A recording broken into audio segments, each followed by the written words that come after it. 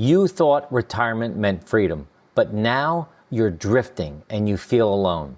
At 60 plus, no one warned you about the silent trap that steals a man's purpose. These truths creep in quietly until your health fails, your relationships fail, and you look in the mirror and you don't recognize that man that you're looking at. Keep watching, because ignoring this could cost you everything. I'm going to share with you today 13 harsh truths that you really need to pay attention to. The first one is that you are now the author of this next chapter in your life. You can't rely upon anyone else. This is all about you making sure you do the right thing every day for you. Make the transition from your career into this phase of life. Take this phase of life seriously and reinvent yourself. Don't think that it's okay just to coast and do nothing. That's okay once in a while, and it's okay maybe for a week or on vacation once in a while or weekends. But you can't spend the rest of your life just coasting, watching TV, eating unhealthy, not exercising. It's entirely up to you. So I want you to write down one thing that you can do this week to make your life better, to give you purpose, to give you desire to live, to give you a reason to call your buddies up and get together. So that's the first thing I want you to do. The second harsh truth is you are no longer defined by your job. You don't have that title anymore. You don't have that office. You don't have those perks. You don't have the expense account. You don't have the relationships.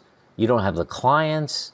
You don't have that anchored job where you got up in the morning and drove to work and did what you had to do and then came home and had dinner with your wife or your family or whatever. No, you don't have that anymore. Now you've got to figure out, who am I now? Who are you now? So are you a dad, a husband? Do you play golf? Do you have good hobbies? Do you have a good group of buddies to get together with once in a while? Do you have purpose? Do you have something that you're doing that drives you and gets you out of bed in the morning? So I want you to write down 3 qualities about yourself that are not tied into your old job.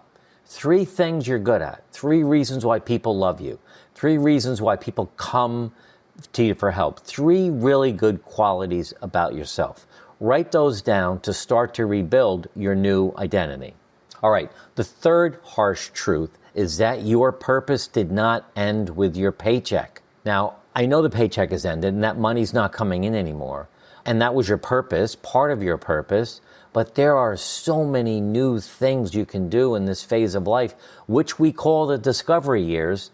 If you start getting curious and you start thinking about, what can I do with all of my God-given talents that I've accumulated, all of my experiences, all of my stories, what can I do with that to give me new purpose in this phase of life? It's amazing what we have accumulated, and we maybe didn't really pay attention to it. So I want you to think about scheduling one weekly activity where you're actually going out and helping somebody, coaching somebody, mentoring somebody, helping a friend in need, cutting your neighbor's grass that hasn't been cut in months because it's a little old woman that lives in there or a little guy and he doesn't get it done anymore. Do something kind for someone else. Schedule that.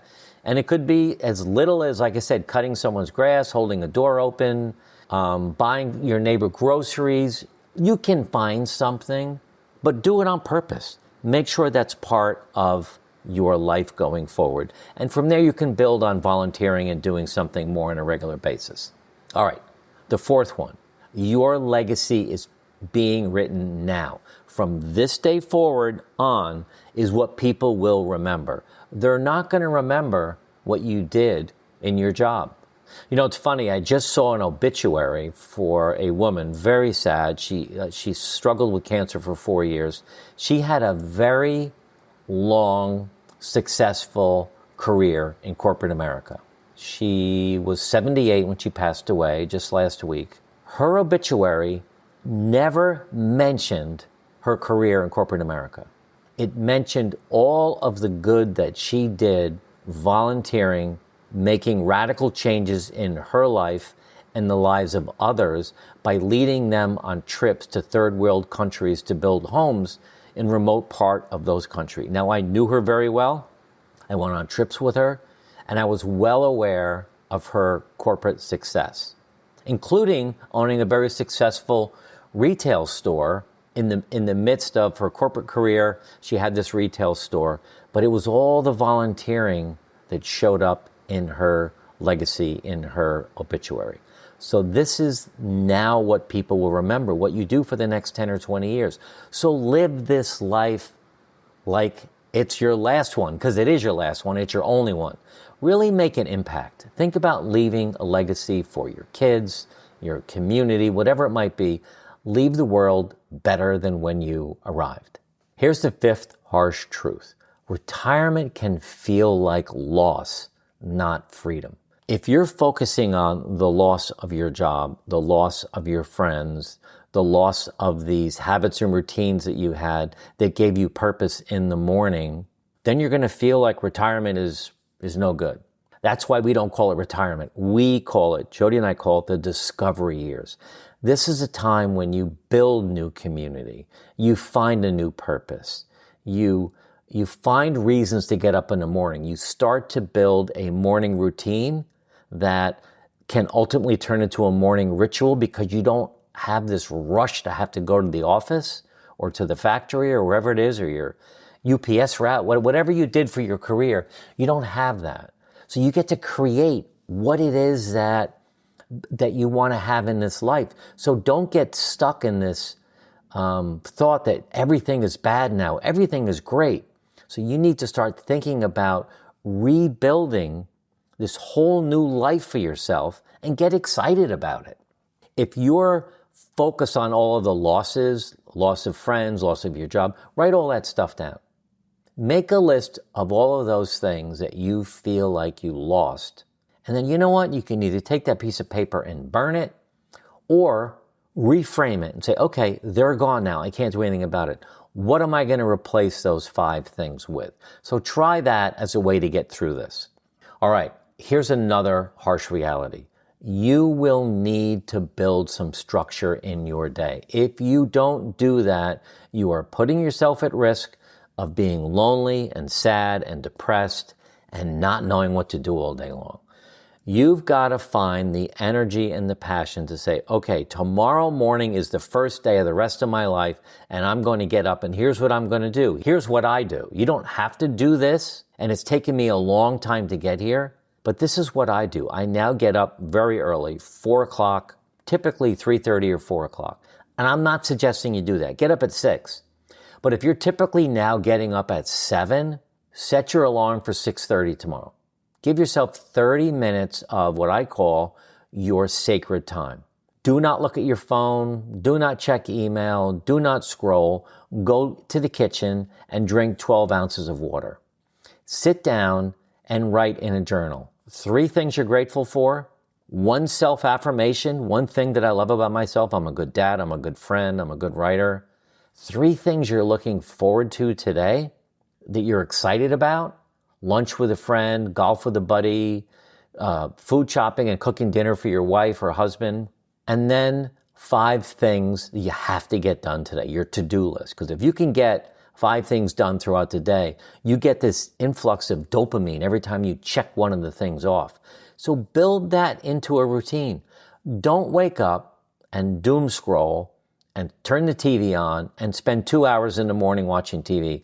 It's just not going to be sustainable if that's the plan that you have. So start grounding in some routines in the morning, maybe the middle of the day, and at night. All right, here's another harsh truth. Like me, you're probably not really good about sharing your emotions and your feelings. And that has to change. I wasn't raised that was okay. I was raised that it wasn't okay. My dad loved him to death. He was a Marine. He was a tough guy. He always solved his own problems, and he taught me to solve my own problems. That's not going to work well in your relationships going forward. You've got to find a way, particularly if you are in an intimate relationship with another human, you've got to be able to share how you're feeling so that you can draw closer. The best way to draw close with people is to get vulnerable and tell them how you're feeling. And it's not like every day tell them you're feeling sad. It's just that how you feel about your relationship, how you feel about something that person said, something you're struggling with. Go out to lunch with a buddy or call a buddy. I have a good friend I talk to 3 days a week on the phone, and we share our struggles and we share our wins. No judgment, no suggestions, no coaching, just listen to each other. And it feels great. And I pretty much solve the problem myself when I do that. Everybody wants to have a successful retirement. But we found 7 common mistakes that many people make that absolutely ruin their retirement. We want to make sure you don't fall victim to them. And that's why we created the free guide for you to avoid them. Download it below. All right, here's another harsh truth. Your marriage will more than likely suffer once you enter the discovery years. Now, if you're one of the lucky ones and it's perfect and everything is fine, you're intimate, you get along, you don't fight, you have good stuff to do, God bless you, that's awesome. Well, not everybody has that. There are some men and some women that write comments on our channel that they haven't been intimate with their partner for 10 years or 15 years. They haven't even kissed in 15 years. We just recorded a video this morning about that. It's not normal for 2 humans to live together in the same house and always get along fantastically. It's just hard. It's really hard to do. So you've got to be purposeful in your relationship and rebuild it and rekindle the love and the kindness and rekindle the desire to be with each other physically. And I know your body has changed and her body may have changed. And your attitudes towards each other may have changed. And you're fighting this progression right now that while divorce in America is down, gray divorce, those 55 and older, is double what it was 10 years ago right now. So you've got to really spend some time and effort rekindling everything that you had. Just try to talk about some great times in the past and share what you're feeling and, just talk more about trying to build desire for each other going forward. So your marriage may struggle, but you need to really work on it. Don't give up on it. That's an easy out and it's not always the best out. All right. Another harsh truth. Your friends will disappear. Your friends will move away. They will pull away. They might move to another state. We're now in 2 completely different states than where I grew up. So to see my friends, it's hard because the friends I grew up with all live 80 miles away. When I'm in Florida in the winter, it's, 1,500 miles away. So they're going to slowly disappear. So you've got to think about rebuilding new community. You've got to think about joining the YMCA and go to some classes and start to meet some new people. A men's luncheon group, there's a lot of those around in all parts of the world where there are specific men's groups where they meet for lunch once a month. Join one and go. And don't give up. Just try to rebuild a connection with someone in your past or build a new connection with someone in the future. One thing you can do this week to start this process to kind of feel good about it, make a list of 4 or 5 old friends and call them. Just get on the phone and call them. I now have a text group with 5 other men that I grew up with during high school, my high school years, back in Mamaroneck, New York. And now we have a text group. Booty, Terry, Beebs, Bresh, and Stork. Those are the nicknames we had for each other back then. And, it's kind of funny. We haven't seen each other in, some of them 40 years. But now we have a text group and we send pictures and photos and it's kind of fun. So try that. That builds some new connectivity with people that were in your past without really having the struggle of trying to meet new people, which is hard, particularly for an introvert. All right, number 10. You have to plan your growth as a human, as a person, because if you don't, you're going to stagnate. So what does growth look like? Well, that's trying a new hobby, reading some books, watching YouTube episodes, doing some chores around the house, learning how to do things, filling your day with things that are stretching your body, stretching your mind, stretching your relationships. So you've got to have this new attitude in the discovery years of saying, you know what? I want to learn. I want to learn something new because we've got 10, 20, 30 years ahead of us. We cannot stop learning or we will stagnate. Our brain will start to dissolve away if we're not exercising it. So really think hard about that. Something you can do this week is try something new, a new hobby, a new skill, whatever it might be, and try it for 30 days and see how it feels at the end of 30 days. I will tell you one thing to do is, I know maybe it doesn't stretch your brain, but it stretches your muscles, is to focus on growing your strength, growing your, changing your nutrition, getting in some exercise. That will double the effect of exercising your brain, because if you're exercising your body, you're thinking about things and you're researching and you're learning new ways to get fit and have better nutrition. So I want you to try that. All right, the 11th harsh truth. Your regrets will grow if you don't deal with them now. If you have unfinished business with friends, family, colleagues at work, any people in your life, or people that you've wronged, that you feel bad about, you regret what you said to them, now is the time to deal with that. Now, if you're lucky enough where you can just bury them and not forget about it, that's okay.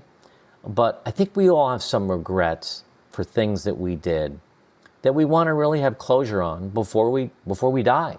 So think about that. Make a list of some of your regrets. If you can reframe them into being life lessons, that's really the best thing to do. So it's not really a regret anymore, it's a life lesson. But if there are some other humans and people in your life that you've wronged or you have unfinished business with, write them a letter, send them a text, see if they'll jump on a phone call with you, and apologize for whatever happened. And I think that will ease some of this thinking that we have these regrets. So it's a good way to sort of do cleanup as you go through this phase of life. All right, here's a big one, fellas. Sex, intimacy, and desire will change. 100%. I don't know the percentage of men who have erectile dysfunction, but it's pretty damn high. And clearly that can be an issue in a sexual relationship. If you're having trouble doing what you need to do in your part to have sex with your partner, there are doctors you can see. You should definitely start with your doctor and find out what the real problem is. But you don't want to ignore it. It's going to change, and you shouldn't just accept it that, okay, well, we're not going to be intimate anymore because I have a problem. No, you want to be able to talk about it. You want to find new and different ways to get and stay intimate with your partner, and see a doctor and get some help and understand that what's happening to you, you're not alone. You're not the only guy on the planet with erectile dysfunction and not having intimacy with your wife or partner. You're not alone. So you've got to understand that you can get some help and you can work through it. But it will change. We've made a lot of mistakes in our retirement, and we've seen a lot of other retirees do the same. We want to help you avoid them. That's why we've created a free download, 5 steps to save you 20 years of a miserable retirement. Download it below.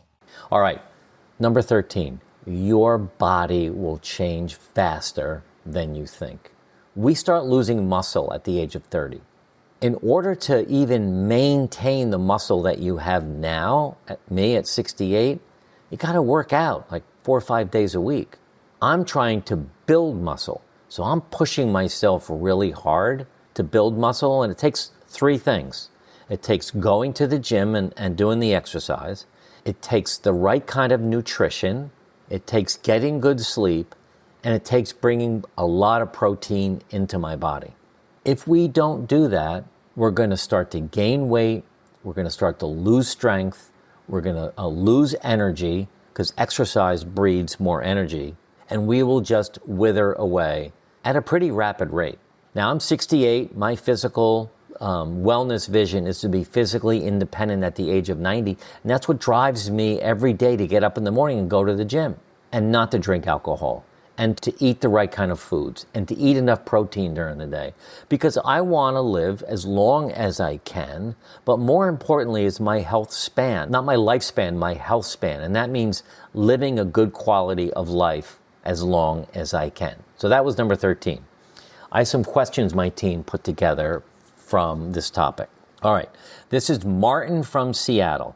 You talk about rebuilding structure, but how do I find rhythm without slipping into a rigid schedule that feels like work all over again? Well, I will tell you, I have a morning routine that I now call a ritual. It doesn't feel anything like work. You know, the whole work thing was different. You'd get to the office, you'd have meetings, you'd work on PowerPoint, you call clients, whatever. It's not like that now. Your morning routine or ritual should be for you. That's my sacred time. So making sure that I drink water first thing, I do some journaling, I do some meditation, I read some scripture, I don't watch TV, I don't look at my phone. I get all of that done first before 6 a.m. Then I go to the gym with Jody. So that morning routine for me sets my energy level, it sets my determination for the day, it gets me excited about being alive, it lets Jody and I plan a couple things together. So it doesn't feel like slipping back into a work routine because it isn't work. So try to figure out what it is you can do for you in the morning that turns you on, that gives you energy. And it shouldn't be watching TV for 3 hours. I just don't think that's a good start to the day. All right, I'm Greg from New Jersey. My wife says I've been distant since retiring. We're together more, so we're spending more time together, but somehow feel less connected. How do I reconnect emotionally after decades of just pushing through? You know what? You have to think about starting all over again. You now live with this person in your home, and you need to reconnect. So that means little things like giving her a compliment every day, touching her on the back and say, "How are you today?" When you go to watch TV, instead of sitting far apart, sit next to her and hold her hand. It really should start with touching and not talking. And I don't mean groping in a physical sense. Just touch, make her feel loved. Make her feel like you love her, like you did when you first met.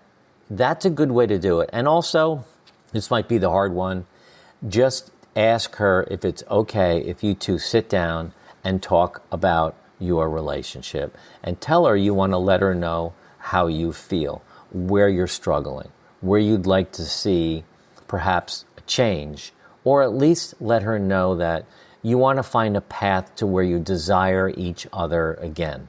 That's a good way to start. I hope that was helpful. All right, it's Ken from Arizona.